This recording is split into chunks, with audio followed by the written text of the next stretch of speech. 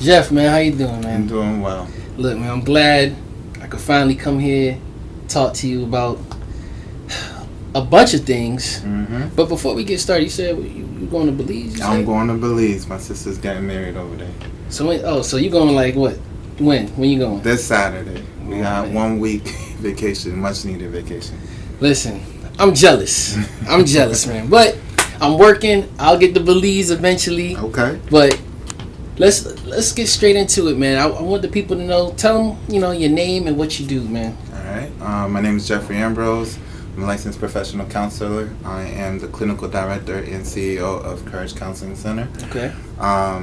I also just recently opened an Airbnb business called Courage Rentals. We just had our first oceanfront property. So I'm looking forward to that venture. Busy. I got 2 wonderful kids. They're 3 years old, Ava and Jeremiah.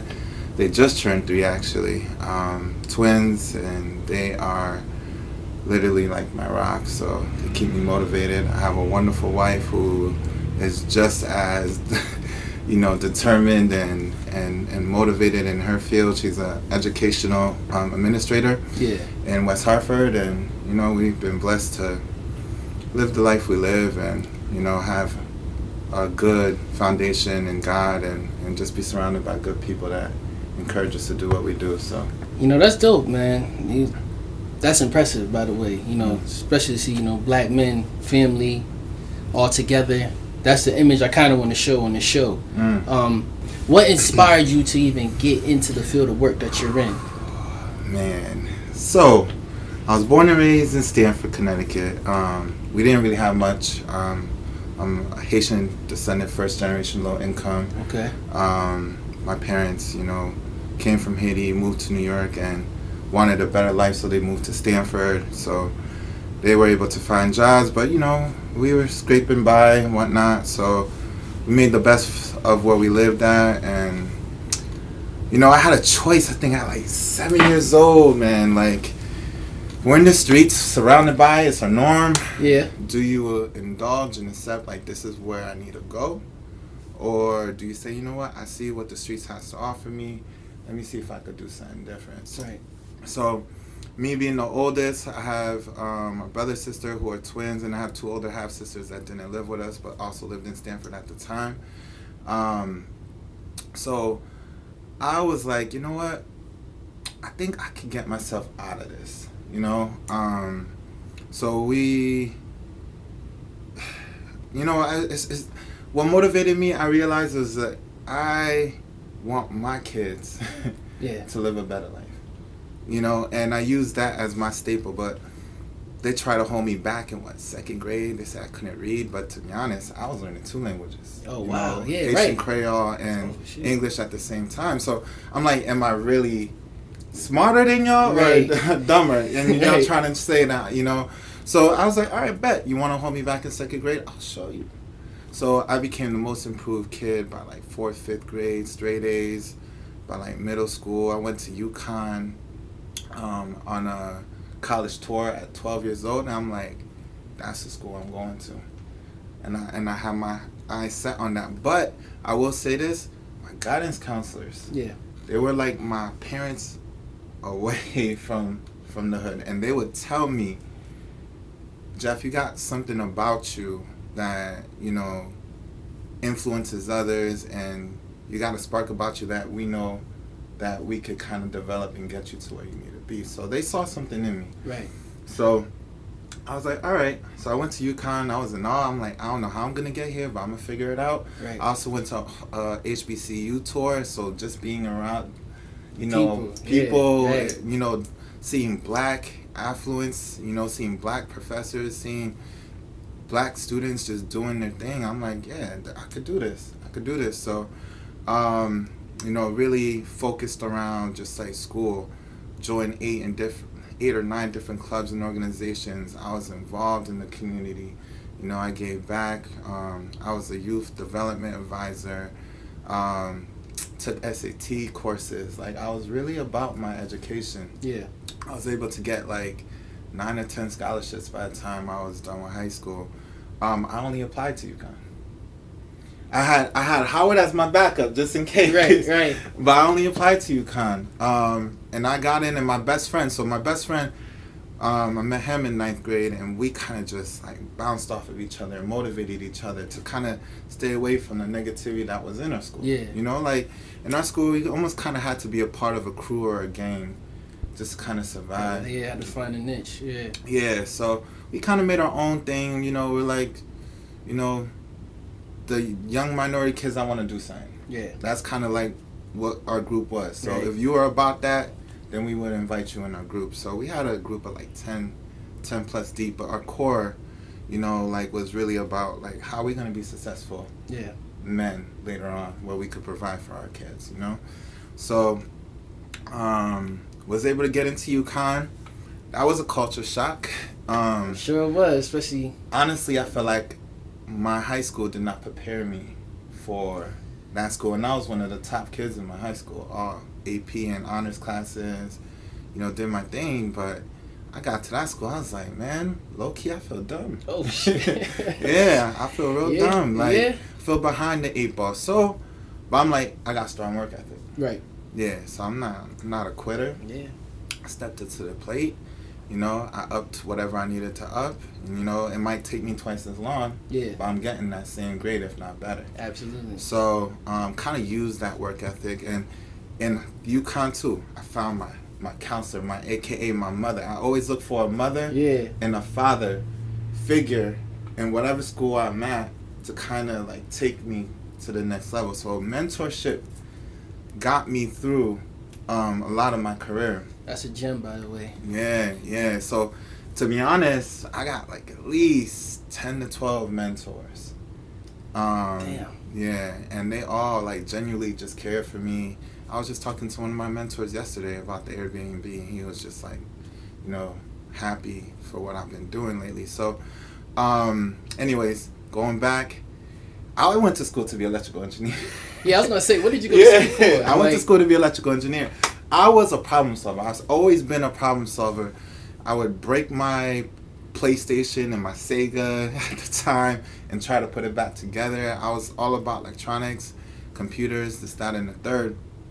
But when I started taking engineering classes, I also was taking the psychology classes. Right. And I'm like, wow, my interest is really more in psychology. So I switched my major 4 times before I got it right. So I went from engineering to mechanical engineering to management information systems in the School of Business. So that's why I took a few business classes as well. Yeah. And then I finally landed in psychology. But psychology is so broad, if you don't got a game plan. Yeah, you could be, you like a fish in a big ass sea. You don't know what's going on. Pretty much. So I had, of course, another mentor. She was my counselor. She kind of encouraged me to go that counseling route. Yeah. So with me and one of my frat brothers, I'm a member of Iota Phi Theta Fraternity Incorporated. Okay. We actually me and like 8 of my other friends, we chartered that line.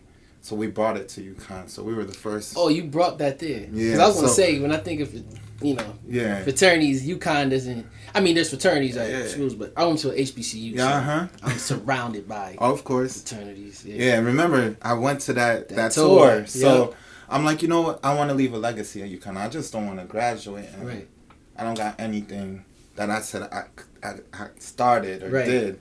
So I was one of the, you know, encouraging members to get a few of my friends. We were already like seniors and stuff, but we wanted to all just end school with a bang. So we started that chapter last year, and then in that same time,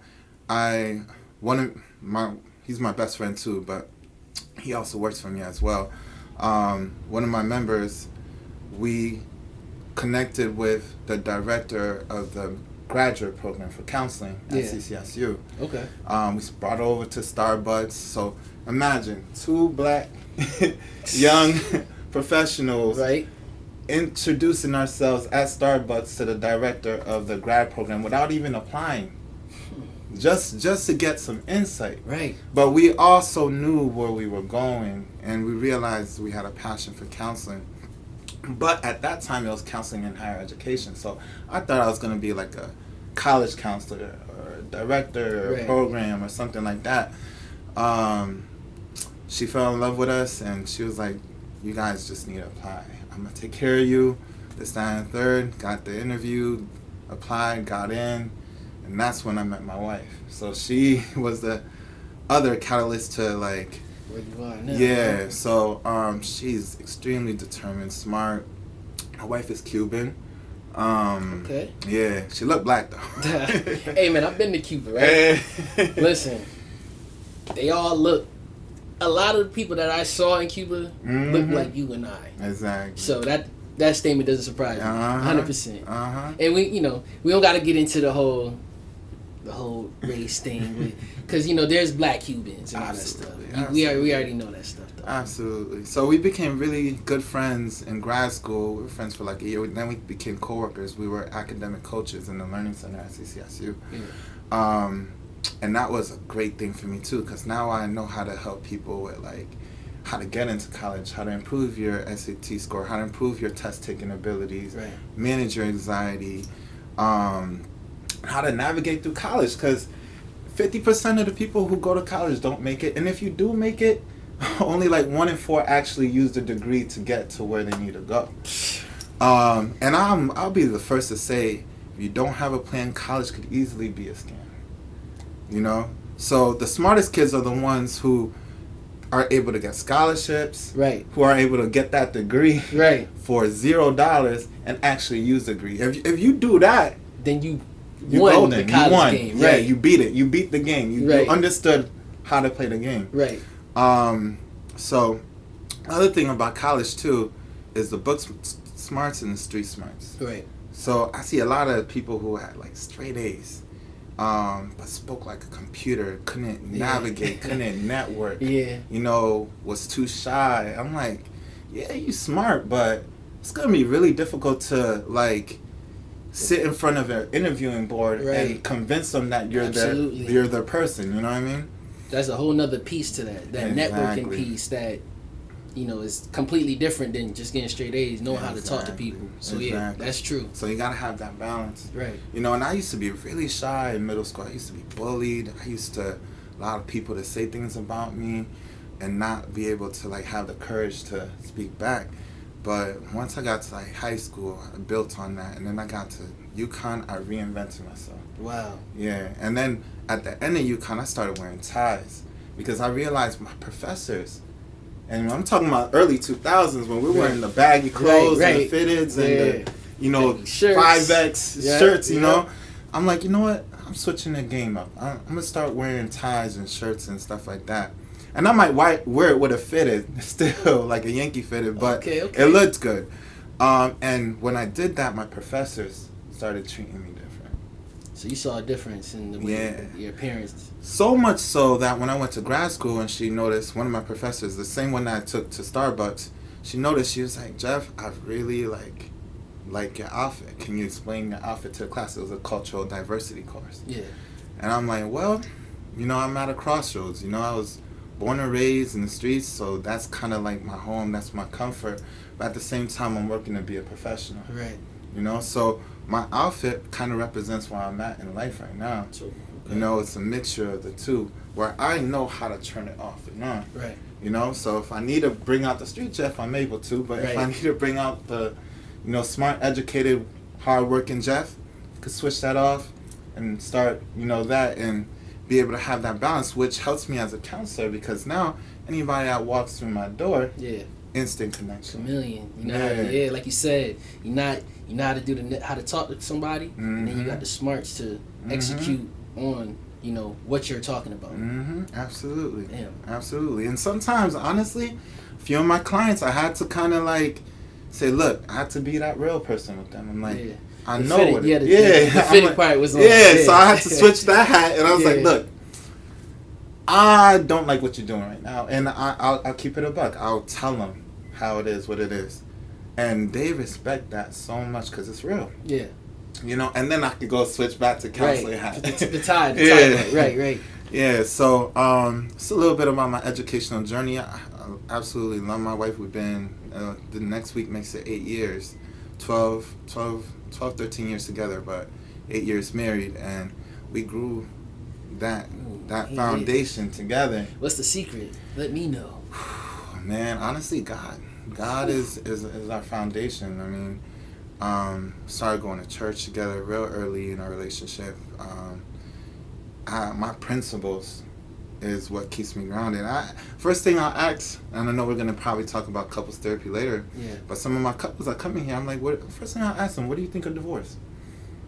What do you think of divorce? And I swear, everyone has a different definition. And if you say I don't believe in divorce, then I'll hit you with some what if scenarios. You know, some strong what if scenarios, and I would assume that you have what it takes, you know, to overcome those difficult times that you might face in your marriage. Yeah. You know, if you truly believe that you won't ever divorce the person you married. Then you threw me for a loop with that question. I'm like thinking about it myself. So I got some words for that. But yeah. So yeah, no, that's crazy, man. Like the fact, because you just said a lot, right? So what I took from that is, okay, the fact that you had the mindset kind of in the second grade to realize, okay, I'm learning 2 languages. These people don't understand that.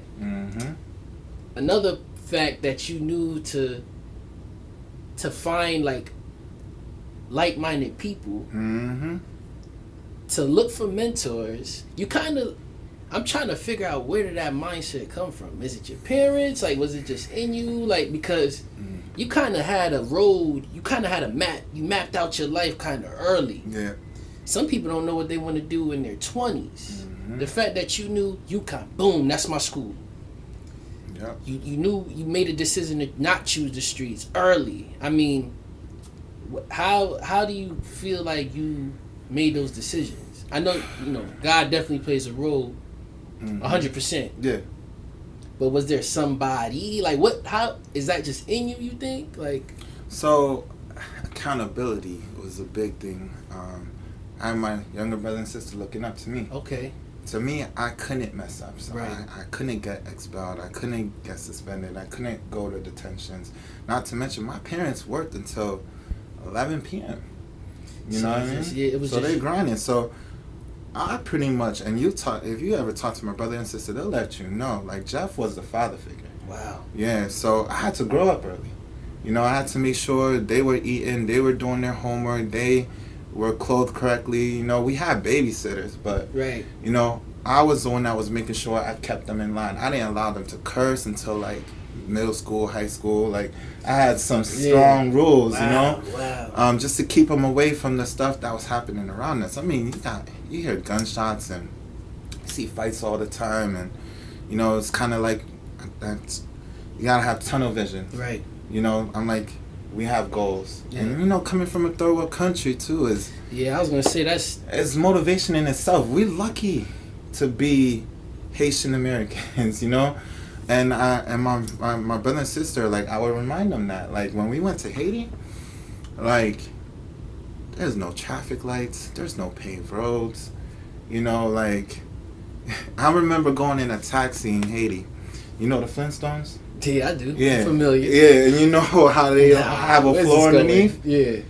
I went to a taxi in Haiti, and I'm literally a big hole in the floor of the car. What was your feet? Like this. Like this. Like, yeah, that's not even and funny. I'm just like, wow. And then I look at the odometer, that thing said like 600,000 miles. And I'm like, this car is working on water. like absolutely nothing. And the craziest thing is he would turn off the engine and just let the car coast down the hills. He knows all the hills. Hold on. Yeah. Same one. It's a same So when gas. the hill's coming, he's turning off the car. And y'all driving. And we're driving. We're just coasting, and he's hitting that horn, Right. letting people know, because he's not stopping. He's not stopping. He's not stopping. So he just like, and I'm like, man, I can't complain anything about being in the projects in America. Like, projects in America is nothing compared to what they're dealing with in Haiti. Yo, so hold on. When you was down the hill, you was like this. Yeah, I kid you not. And my cousin who lived in Haiti, he's like, this is normal. Oh man, hey, look, man. Haiti. When people, at least when I think of Haiti, right? Mm-hmm. I think of just pure resilience. Absolutely. Because, like, you know, my mom, her closest friend is Haitian. You know, when you do your homework on Haiti, people from Haiti, you know, the independence, how y'all earn that. Yeah, and hard workers. Yeah, y'all don't play, man. So that doesn't surprise me at all. Yeah. Damn, yo. So did you graduate on time, changing your major that many times? Still graduated on time. Not to mention, I also did study abroad my last year. So I went to Liverpool, England. Lived there for like 3 months. I went there 2 times. And I was able to teach middle school students about the African diaspora. That was my first time teaching. Yeah. And I was like, oh, I'm actually pretty good at this. This is something that I can actually do. So when I got into grad school, I worked 3 jobs. So I was always a hustler. Yeah. You know, so I was in grad school working 3 jobs. I worked at CCSU. I worked at Capital Community College. I worked at Manchester Community College. I taught student development courses. Yeah. I was a student advisor, so I really was adamant about making sure other people understood how to play the game of college. Wow. Yeah. Yeah, you're relentless. Yo. Yeah. So, but having all that experience too helped me. So, like, once I graduated, I'm a SSS student, which is a Student Support Services Trio student, which is like, when I got into Uconn, I had to do the summer program that kind of like taught me. Yeah, was like a jump start. Yeah, like a jump start type of program. And when I got to CCSU, I worked with one of my mentors who works there. He's a associate VP at CCSU, and he wanted to bring in that grant at CCSU. Yeah. And he hired me as like the interim director to just get it up and going. So we brought Educational Talent Search, which was a collaboration with the New Britain School District to get those kids college ready. Right. So I realized that was a huge passion of mine. But I switched gears because of funding. They couldn't keep me. Yeah. And I knew my worth too. Right. So they wasn't paying what I needed. So I switched gears into mental health randomly. And I worked at Wheeler Clinic, and I did what's called ICAPS, which is an intensive in-home psychiatric program. Yeah. So I'll go to the town of, like, I'll be in Hartford, in the surrounding areas of Hartford, and do counseling services in their house. Yeah. And I would go to the kids' schools, and I would go to all their meetings, and, you know, to be able to have those kids see a black male, you know, that's actually in the hood with them. Right. You know? Yeah, they coming outside of it. They see you in a nice way. Exactly. And then just building that bond with them. I would have 6 months to kind of create a plan with them. And then once they were doing well, I'd move on to the next client. So you was doing this on your own? No, so that was after grad school. Okay, so you was doing this under some... So this is how I fell into mental health. Got you. So I fell into mental health. It wasn't my plan, because remember, I wanted to be a counselor in higher education. Right. But once I realized what mental health was offering and how I could grow in that, you know, that's how I was like, all right, this is where I need to be. Like, this felt good to me. Right. I also did 2-in-1 EMPS, which is like mobile crisis unit. So if a child is in danger this time and third, they will call 2-in-1, kind of like 911. Yeah, 2-in-1, Yep, and then I'll go and do the clinical assessment and then make sure that they have wraparound services to keep them safe. Wow. Yeah, so I was doing those 2 things. And in 2 years, I became a supervisor, and that's when I got my license as a professional counselor. So I went from Wheeler to NAFI and worked on MST, which is a multi-systemic program for kids who are on probation. Right. So I got to work with that probation population as well. Man. Yeah, except this time I'm a supervisor, so I had therapists working under me. Yeah. So I'm like, okay. So I see how this works. I understood the billing portion, the business portion. Right. Still doing the counseling as well. And I was like, well, I think it's time for me. And this is a time when my wife became an assistant principal. When I said my wife motivates me, right? Right. So I'm like, oh man, she's doing big. I can't fall in the shadows. Right. So I'm like, all right, this is the opportunity, God. You're telling me I need to start my practice. I need to start my own thing. So I called it Courage Counseling Center. Because let me tell you, the amount of courage it took me to leave a $60,000 position that gave me a car, a laptop, mileage, like good benefits, to go and start my own and put like it all into my own. At one point, I was doing both. Yeah. So I was working like 12-hour days, doing both. I'd work my normal day of 8 hours and then come here and just like see 3 to 4 clients a day. Until I got so many clients, I was like, all right, it's time to quit. So you ain't just jump out in the deep end. You kind of planned your exit. It's always a plan. I'll tell you one thing about me, Anthony. I've never been unemployed. Never ever been unemployed. So if something comes up, I'm already setting myself up for the next thing. Okay. Damn, that was a lot. Mm-hmm. So you start your practice. Cause like you telling me you dealing with kids, right? Yeah. So how'd you end up? Now you got your practice, but now you talk to couples, right? Yep. What made you go into that lane? Ooh, to be honest, as a licensed professional counselor, once I got that license, I was equipped to basically counsel anyone. But my strength was kids and children and adolescents, right? Right. But, I think my philosophy on marriage, and I had a few people who wanted couples therapy, and at that point, anybody that wanted to walk through my door and they knew what they were getting themselves into, I'm going to help them regardless. Okay. And I guess my approach kind of spread. So my clientele, they're my biggest advocates. I don't really need a market. Right. They would market for me. I mean, in 2 months, I was able to double my clients. So I was able to have 40 clients in 2 months of business. We now service around 200 clients a month with all my therapists that work. Wow. Yeah, we serviced over 1,000. And keep in mind, I started this business in 2016. So you got therapists under you too. I have therapists under me, and I had 3 locations. COVID kind of put a wrench in that, so I actually closed down my Manchester and I allowed my therapist to work from home. Okay. So now we have this location in Newington and another location in Stratford. Okay. So I have about six therapists that work under me currently. But going back to the couples therapy, it was fun to me. Yeah. Like especially being a married man, like. And it holds me accountable. Listen, sure. If I'm gonna be honest, I'm counseling somebody else, but I'm also getting therapy with each person that walks into my door. I pick and learn from every one of my clients that walk in the door, and I think God strategically places some people in my lives, and it's like, they're here to get help from you, but you're gonna learn something from them as well, like, and that also made my marriage so much stronger, because I can't be a hypocrite, right? I can't say, you guys need to do X, Y, and Z. And you out running the streets, right? And I'm not doing what I'm supposed to be doing at home. Yeah, right. So I always say the best counselors have counselors. I was like, I always wondered, and like I've asked this to previous people, like, who is like your therapist? If you giving me all this advice, right? Yeah. Like, but I already know you already have 10 plus mentors, so you've been having like your own therapy sessions for a long time now with other people. It seems like.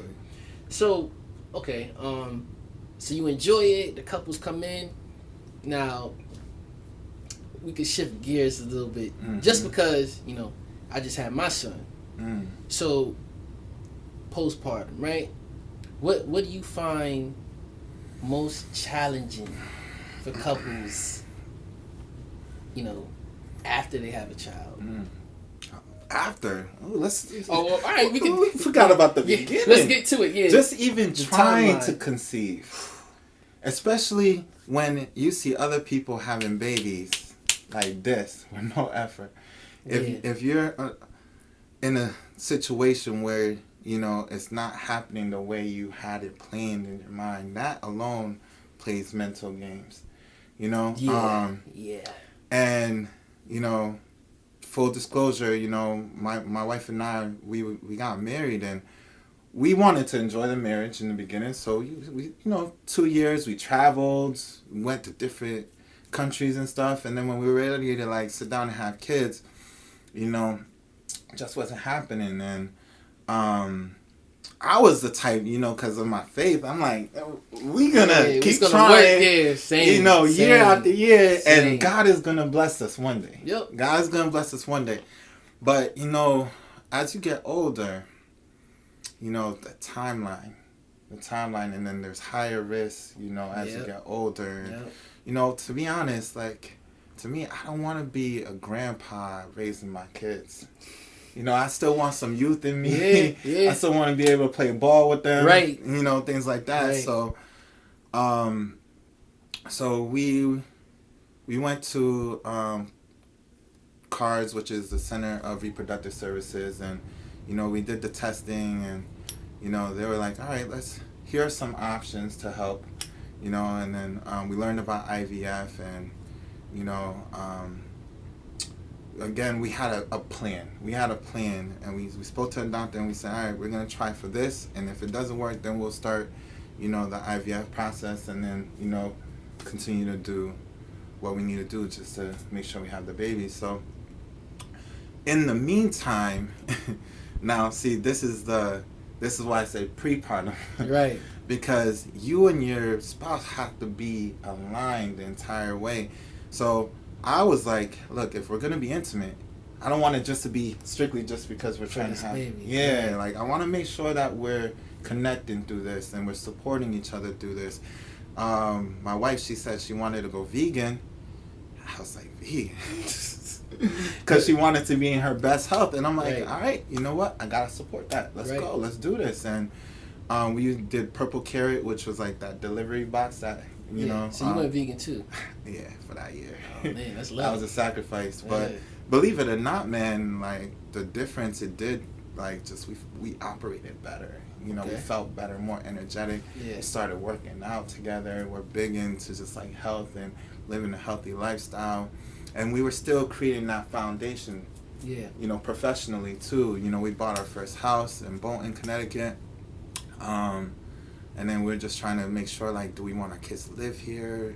You know, should we go to West Hartford, which was always our number one location. Yeah. So we were able to buy our dream home in West Hartford. But the kids were born right before that. So it was just COVID hit, and I was like, this is the time. We got to sell this house and move to West Hartford, and let's live the dream that we decided. So, but just being in that, being extremely supportive, and as a man, when you're going through all that, it's like all the attention's on the woman. Right? So sometimes the man feels neglected. Now, when the baby is born, we still feel that neglection, right? You're not intimate as much. You're not sleeping. You're irritable. You know, you're not getting that attention and love that you was normally getting. So baby don't even want to be near you. Yeah, they don't. They don't. Yeah, we don't have the magical, you know. And my wife, she breastfeeded for the full 2 years. Wow. And that was a part of our plan. We had the doula to give us that additional support and assistance because we wanted to make sure, you know, everything worked out smoothly. And, you know, we had the twins too, so that was high risk. So I wanted to make sure everybody was healthy. So it was a up and down roller coaster. So you know, because I went through this too. So I never met another guy that went through this. So number one, this is dope for me to even just talk to someone that can relate to me. And this is why, you know, previously I stated I didn't want to go to therapy because I didn't think someone could relate to me.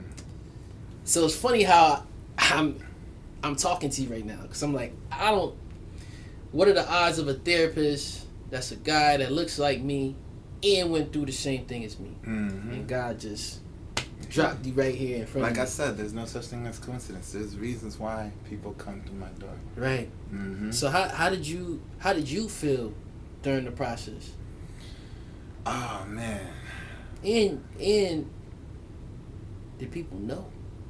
So all of those were conversations, and I'm not gonna lie, we argued, you know.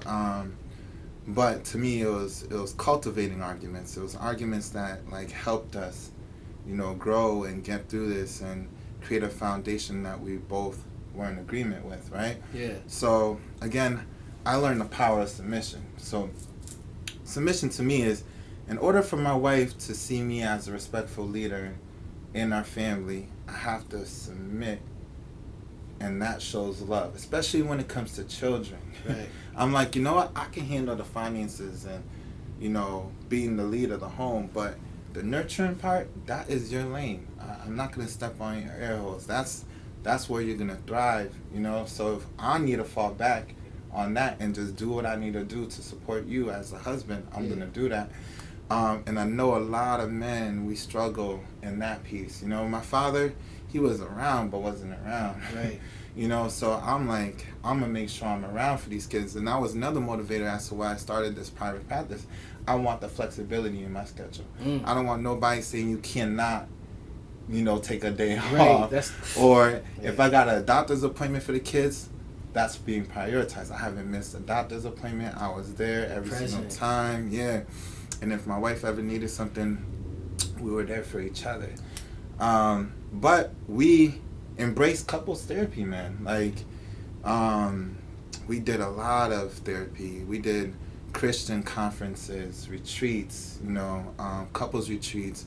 We did a bunch of the educational classes that helped with, like, just parenting techniques and what to expect and how to change a diaper and all of that, how to, do a car seat and, like, just all of that and just doing that together. And I'm like, babe, do we really need to do all this? But, I was grateful because even though some of it was redundant, I was able to pick up new like things. Mm-hmm. Yeah, and the thing with me and my wife and our parenting approach is we want structure for our kids and we want to give them a life where they could thrive. And so we have a strong sleep routine, and my kids will literally, they'll tell you what's next and how to. We brush our teeth at this time, we go to sleep at this time. They know. They'll schedule. And because of that, having twins, could easily, like, rip a relationship apart if you guys are not on the same page when it comes to parenting. So just being supportive, submissive, coming up with the plans and the what if scenarios ahead of time. Like, what if one of us drops the baby? Let's talk about that. How are we going to handle that? What are we going to do? How do we support each other so we're not making the other person feel bad? Things like that. That's crazy that you say that, because I've actually thought of that in my head. Like, what if I drop my son? Like, I don't know how much people think of that. So when you said that, it kind of just triggered that thought in my head. I'm like, I have to really make sure. Like, I don't know why. Like, I'm a clumsy dude. I trip going up the steps. So I'm like, yo, man, what the fuck would I do? But it's two things that caught my eye. What you just said. I'm not used to men saying they're being submissive. Exactly. You said submissive. When I think of that word, I think of women. I don't even think of a guy being submissive. So I'm taking one out your book right there. There you go. And so did y'all plan for the twins with IVF? Or did that just happen? Yeah. Just curious. That was a conversation because we wanted to make sure that it was gonna happen. So, and the process. I do. That's why I was curious, because I know. I was like, financially, I'm like, do you want to? This is, but again, if this is what my wife wants and she believes this is how we need to do it, in this realm, I'm gonna support and submit. You know what I'm saying? Yeah. And it came out great. I mean, I got a boy and a girl at the same time. Wow. So, what was your thought process? Because, like, for me, right, my job paid for that. Yes. Right? Yes. So you paid out of pocket. Oh, no. We had insurance at the time. Good. Yeah. It's expensive. It's very expensive. Yeah. That's a blessing. Yeah, that is a blessing. I mean, we had a deductible, so we had to pay that. I didn't just pay nothing. But compared to what the final cost is, the 20+ K. Yeah, it's damn near an extreme discount. Exactly. So that was I would think, like, if I didn't have that, I don't even know what the stress would be if it didn't work. You know what I mean? And then, oh man, I mean, congratulations to you and your wife on that working, man, because that was very stressful for me as well. Congratulations to you too, because getting through that, and like you said, postpartum. So my wife had more postpartum than I did. Yeah. Because it was so overwhelming. I mean, new parenting, 2 kids, and we had some supports, but you know, we're both perfectionists, so we wanted to like try to get as much as we can to those babies, and it was so taxing on us. Yeah. You know, so we had to make sure we included our hobbies and still traveled and still was around good people to kind of like keep us going, you know. Now the kids are 3, so now it's a lot easier. But those first 6 months, man, yeah, you know, it's really difficult because you're setting up the system and the structure in the beginning. Right. Mm-hmm. It's funny, Slate. So, all right, yeah, we talked about the pre-partum. Yeah. And now we talked about your postpartum and your life. Mm-hmm. But what about your clients? What do you find? What do you find, even in general with your clients in marriage? What do you find like the most, I don't want to call it issues, but like challenging thing couples go through when they have after children? Surviving the chapters. The person you married in the beginning is not going to be the person you end up with in the end. So if you're saying till death do us part, understand that you're going to be different and she's going to be different. Right. And it's because of the experiences you're going to go through in life that will alter certain things, and you got to be able to adjust. Right. You know, so it's sad when I got some of my clients that's been married for 20 years and they can't get over this next adjustment, you know? And sometimes I've seen it where they just need to break the whole thing to start over. Right, just start over because they can't get past the past hurts, you know? Whether it was infidelity issues, you know, lying, or, you know, the financial issues, or the children, you know, or just bad decision making, you know? Yeah. And over time, people bring those luggages with them. Right. And then it just gets heavy. So to me, marriage is about staying on top of your maintenance, right? Think of it like buying a dream car. You see a dream car, right? That's my wife. She was my dream car. I was like, damn, everything I want, right? Right. Bells and whistles and all. Yeah. But then after a while, you know, it's cool the first year. You still like it. You still look at it and be like, wow. You know, but then 4 years in, you got some noises. Went through some potholes. Yeah, some potholes. You got some scratches on the side of the car. You got a few dents. You've been in a few accidents. You know what I mean? You haven't been keeping up with the oil changes. Right. And now you're looking at this car like, you see that other car over there? You know what I mean? For real. No, that's real. That's real. You know, maybe I should level up. Maybe I should upgrade. Maybe I should get rid of this car and get the new model. And get the new one. But people who do that, man, let me tell you, your car will never be a classic. It'll never be a classic. And when you get your car to be classic, it's priceless. Yeah. People will be willing to pay anything to have that much love for a car that was well maintained. It's true. You know what I mean? No matter how old it is.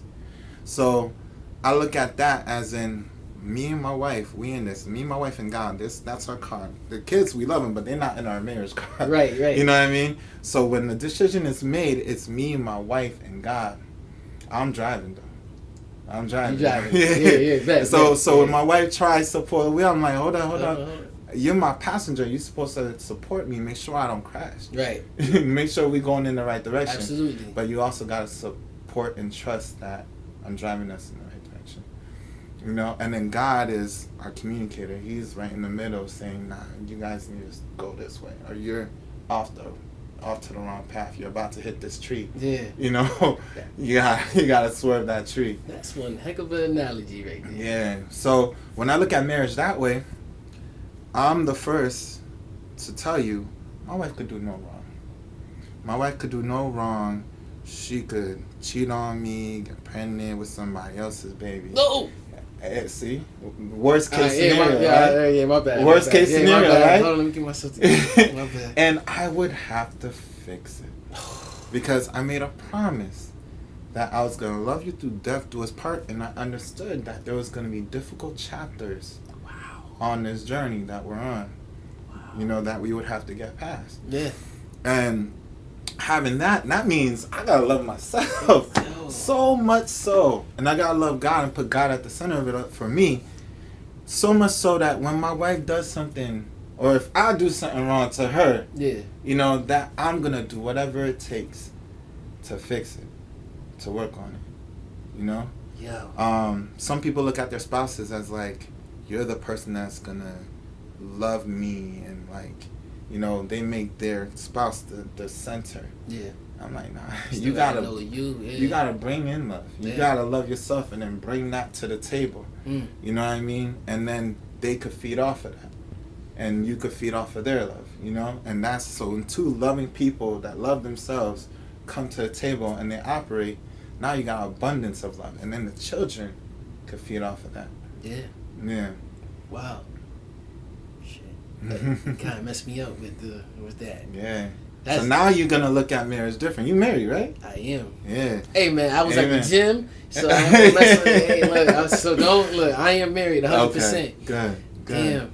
Yeah, I don't even want to dive down that rabbit hole. That is amazing. Mm-hmm. So how you enjoying fatherhood, man? Fatherhood, that alone, it could be challenging if I'm gonna be transparent. Yeah, I want you to be. Yeah. Like marriage, fatherhood is also a series of challenges and chapters. Really tests your patience, really tests your definition of love. I mean, when I see my kids, just their smile is like a different type of love, right? It's almost like looking in the mirror and then watching them, and I'm like, oh man, this is different, or oh, this is new. And then I'm like, I gotta think like, wow, these kids, at some point or another, they're gonna challenge me, they're gonna disrespect me, right. They're gonna talk back, right. You know, and I gotta be strong enough, you know, to teach them the right ways to, you know, live life and be present, and making sure that if they fall, that they're learning from it. Right. Things like that. And that balance, you know, like the thing that I think breaks my wife's heart and our heart and my heart is we both work so hard. Yeah. Our kids don't want us to go to work. You're like, mommy, why are you going to work? Right. Daddy, why are you going to work? And again, I have a flexible schedule and I'm around them, but they need that attention. They want that love. They want you around as much as possible. So like making sure that, to me, I always feel like I'm constantly working. Right. So when I'm not a counselor, my kids is my job. Like, right. I'm going to do and play with them and be around them. I'm not just going to put them in front of the TV. Actually, our kids don't even watch TV. Oh, wow. They turn in 3. We have a whole playroom area for them where we set it up as a classroom. So they're like learning, and they're doing what we used to do when we were kids, outside. Outside, yeah. Yeah, it's, you know, the TV time, if we use it, is very small. Mm-hmm. You think about homeschool or public school? So kids, luckily for us, we were able to get into Wintonbury, which is a school in Bloomfield, charter school in Bloomfield for pre-K 3 and pre-K 4, and we're gonna keep them in public schools. We both went to public schools. Right. I'm an advocate for public schools because to me, I don't want a false sense of education. I want you to be in your element, your community, you know, be around a diverse group of people, you know, and be around people that live next to you. Yeah. When you go to some of these charter schools, they live in different towns. 3 towns away. Yeah, 3 towns away. So, that's dope. Yeah, because remember I said street smarts to me is just as important as book smarts. Absolutely. Yeah, so. That's cool, man. Mm-hmm. Damn. So, all right, you got the business, right? Mm-hmm. You're dealing with couples. You said you doubled your clients in 2 months. Mm-hmm. What other endeavors, you know, kind of came after? Like, are you into? Because I'm into investing, right? Yes. You know, I'm an investor. I would say I'm into real estate and stuff, and this project will be something. You know, like this is a passion project. You know what? I'm not even calling it a passion project no more. This is, I'm doing this forever. There you go. You know, because I love doing this. Hey. So I know like this, something will come out of this. I mean, just this session we had, just talking, I already took some notes, man. But I know you was talking about the Airbnb. Yeah, man. So what's some of your your entrepreneurial skills you got going on. Gotcha. So, I would say for me, not growing up with much money management, I wish it's something they actually teach in high school, but money management was something that I was kind of pretty good at because I'm a man with goals. I've always been a man with goals. So, when my wife and we got married, we made sure we had a budget set up for the marriage ahead of time. Right. You know, I budgeted for like I think $10,000 for the marriage and then another $10,000 for the house. Okay. So we were able to, and I was 27, able to get married in Dominican Republic and have a dope wedding. You know, like $10,000. Yeah, for less than $10,000. That included my honeymoon. 40 guests was able to attend it, and $10,000 for $10,000.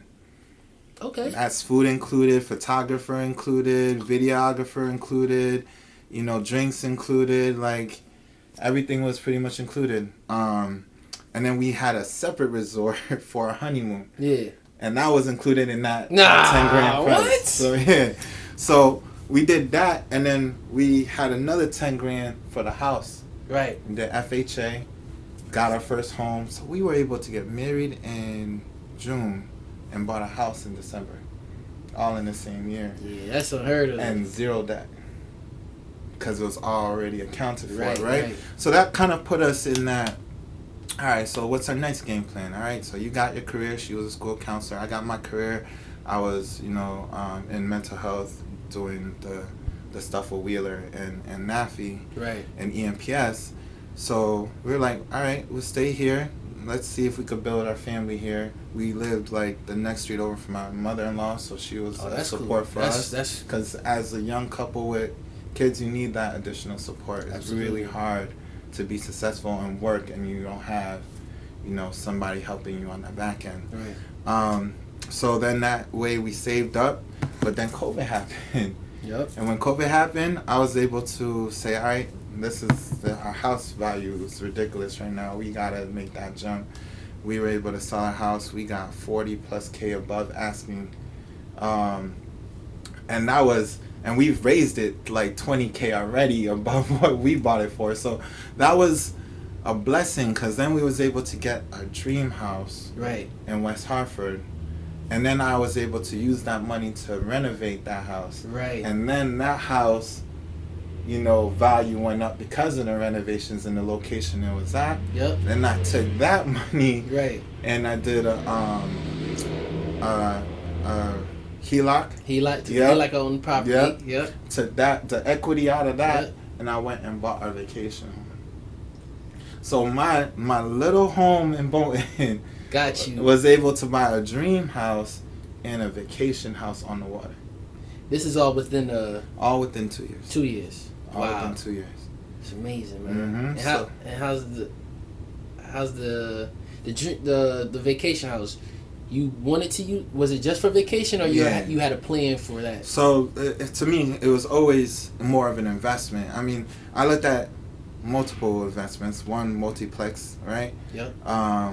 2, just doing normal landlord, and then 3, just saying, all right, we'll do either flips or we'll do Airbnb. For me, it makes more sense where I could use my asset. Right. Sometimes when you're doing multiplex, it's cool, but it's not like you could live in there. Shitting on me right now. Yeah, unless you could live in there for like the first year, but your goal is to eventually rent out all the units. Yeah. But my vacation home, I could stay there whenever I want, and it's still making me money. Right. So it's an asset that I could use, and that I could pass down to my kids, and things like that. So we renovated that house too. That equity went up, and then I think what I'll probably end up doing is taking the equity out of that and buying a lake house. Oh, so you just gonna keep going. Yeah, and then that was pretty much the game plan, right? So my goal is to retire by about 50. Soft retirement, which means I could choose to work or choose not to work if I want to, which means you gotta put stuff in place to have passive income. So COVID also blessed me with the opportunity to learn about stock market. Right? Something I wish I started earlier. You tell me. Yeah, and anybody who receives mentorship for me, I'm telling them to get on the game ASAP. I'm starting my kids at like age 7. Yeah, same here. All right, yeah. So they know what the stock market's about, and every time they get money, they're not gonna go buy toys. They're gonna go buy some stock. Right. You know, things like that. So that was a blessing because that, you know, I was putting money away, but once I was able to invest it in certain companies and understand I'm now part owners of those companies and watch that money ebb and flow, and then just doing ETFs and long-term investments, after just doing some research, I'm not so risky. Right. You know, like I dabbled a little bit in Bitcoin and all that, but to me, I'm more just long-term, put my money there, let it grow. If the market goes up and down, that's okay. Yeah. You know, more like a retirement savings plan. Because my goal, what I realized, once my wife and I started making over 100K. Right. Because that's always a goal, right? Like, down 6 figures. Yeah, 6 figures. Yeah. I'm a 6-figure person, and that feels good. I got to 6 figures, and I'm like, I need more. This ain't a lot. It's still a struggle. Right. You know? So then I'm like, all right, what does it take to be a 1%er? What are the millionaires doing? And why are we doing it? And what's stopping us from doing it? So, of course, I'll tell you right now, the best education, YouTube University and Google College. Sure. Yes, you got free. It's free. You got people like you that just share all this information on these podcasts. And I'm like, how are we not taking advantage of that? I'm listening to all these other entrepreneurs, you know, do amazing things. I'm like, I could replicate that. They sure can. You know, but you never want to be ignorant in something. Right. Do your due diligence. Read the books. You know, understand the risk that you're taking. Not being fearful of it too. Right. Like, understand that you might fail at it in the beginning. You know, but people who are able to overcome challenges and still push through. Yeah. Like when I got that Airbnb house, that oceanfront property, there was challenges. There was a few times that deal almost fell through. You know, where I had to like overcome those things and those obstacles and say, nah, this home is meant for us. Yep. We're going to keep going. We're going to get through this and it will become ours. God willing, it will be ours. And just having that, you know. So whenever I start something, I'm educating myself on it. You know, I'm making sure that I have a niche too. Like, I'm a counselor, but like you said, how frequent do you see another young black male running his own practice, let alone who's able to connect with you on certain basis? That's most of my clientele. They're like, it's impossible, almost impossible. That's what I thought. To find a black male counselor your age, Jeff, that could connect with children and adults. Right. You know what I mean? So I understood my niche. I understood my gift. You know, I understood my purpose in life. Yeah. And I'm not afraid to walk and open certain doors. Now, if it fails, it was a learning experience. Right. And if it succeeds, it's still a learning experience. It is. You know? Good, and it's a great one on top of that. Mm-hmm. So now, I told myself, I'm no longer going to cap myself. No ceiling, huh? No ceiling. No, I'm breaking through every ceiling that I used to give myself. I thought $100,000 was hard. Now I'm looking at $1 million. I'm like, is that really that hard? But now, my main goal is how do I save 1 million people? How do I help 1 million people? To me, the definition of a millionaire to me is relationships. Absolutely. Impacting 1 million people, I had a good life. If I have an impact on 1 million plus people, I did my job. It's better than physically. The physical paper cash, you can't take with you. Right. You can't take with you. Right. But if deep down inside I know I had an impact on this world, a legacy. Remember, I spoke that. Yeah. A legacy that lives on past me, then my job was good. What's the legacy that you want to leave behind for your family? Legacy is introducing people to my Lord and Savior, Jesus Christ, and, you know, making sure that they're living their best lives. You know, I tell people we wasting too much time doing nonsense. But that's only because no one sat down with you and gave you the blueprint. Right. To me, the blueprint has been the Bible. Like, if you sit down and really read some of those verses and digest it, and you want to talk about marriage, just read 2 Corinthians 13. It'll tell you love is kind, love is not boastful, love is, you know, this. Like, you gotta make sure you following it. I say that's the best self-help book ever. Like, a lot of these books people kind of promote, it looks like they're taking a lot of pieces from the Bible to me. So it's the foundation. Wow. Yeah, but reading that blueprint, as men, we don't like to read blueprints. We want to do it on ourselves. We think we could do it better, you know, and we end up falling short. And then we're asking God, like, why me? Right. Well, were you really following the blueprint? It's true. So, for example, men who get divorced, right? That's like owning a piece of land, building your first property on that land, and then you let it wither away because you couldn't keep up with the maintenance. And then you leave that house, and you're going to say, I'm going to go find another wife, right? But it's still on the same land. So even if you build a mansion, like you build a really strong relationship with your second or third or fourth wife, whatever. Yeah.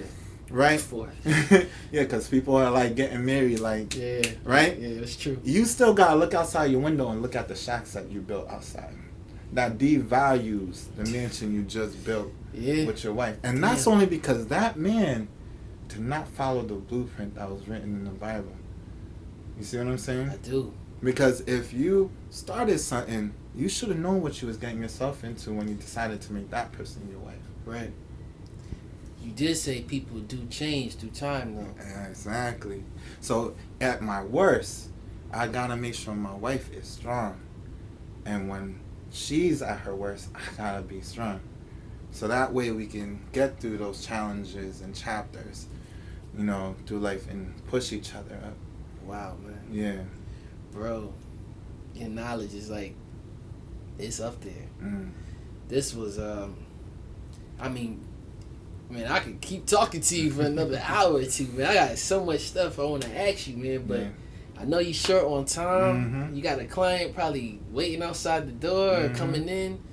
Bro, I'm speechless, man. I'm glad we had this conversation. You definitely make me want to go to therapy. I said that before when I was talking to another therapist, but like at the same time, it's like it will have to be someone like you, because you know I can relate to you literally down a lot more than what you think. You know, I'm not first generation. You know, my family's from Jamaica. They came over here, and you know I saw hard work. You know, my parents are married, so I actually saw that, right? But then you kind of get caught up in society. You see what's going on, and then you kind of look at marriage like, nah, that's not what's cool. Like over here, and you get where I'm going. Is a lot more things that seem fun outside of that. But then I kind of, me going through what I went through made me realize, damn, like my wife really loves me for the fact that she went through what she went through for me, because I had a male infertility issue. That changed that made me look at everything completely different. You know, like at that point it's like, dang, who would, if I can't have kids, like who would, or if a woman wanted kids, who would want, the chances for me is slim. And like I was the same person thinking, nah, God is going, this person can't tell me nothing. But maybe God was telling me, matter of fact, it's not even a maybe. He did tell me to work on what I had in front of me. Like you said, the maintenance. There you go. And that's what I did, man. That was the lesson. And then he blessed, he blessed me, man, with my beautiful son. So yeah, man. Is there any advice you want to give to couples or men just that are growing up, that grew up like how you grew up? Before we go, we set our own ceilings. You know, you are capable of accomplishing anything you want. Look at this podcast you got going on. Yeah. You know, if you want this podcast to be big, you gotta dream big. Yeah. You know, like you gotta say, I'm gonna be one of the top, if not the best, you know, at whatever you do. Yeah. And that's kind of like how I operate in life, you know. We got one life. That's it. Like, unless you believe in something else, like reincarnation, you gotta make the best of each and every day. I follow $1 million routine, and I make sure I try my best to, like, consistently do that each and every day, so I'm getting the most out of my time on this world. Yeah. Another thing too, see the world. You know, that's huge. It's a lot more than just Connecticut. Absolutely. Yeah, the world is gorgeous, man. And I feel unfortunate for many people that haven't been able to travel. So I don't care if you got $50 and you backpacking somewhere. Right. You could go places, and it'll open your eyes to a bunch of different things you never even knew was occurring in the world. So that's why traveling is so big to me, you know, and just grind, you know, like if you put your heart into something and you do it at 120%, you will be successful. You will complete it. You know, like getting my master's was not easy. Getting my bachelor's was not easy, but I took it one step at a time and I grinded that out. And I made sure that everything I touch, everything I start, I finish. Yep. I finish. But I put in the work to make sure that the product is to my standards. Well, y'all heard it from Jeff himself, man. I appreciate you, man. Appreciate we got to do this again, man. Yeah.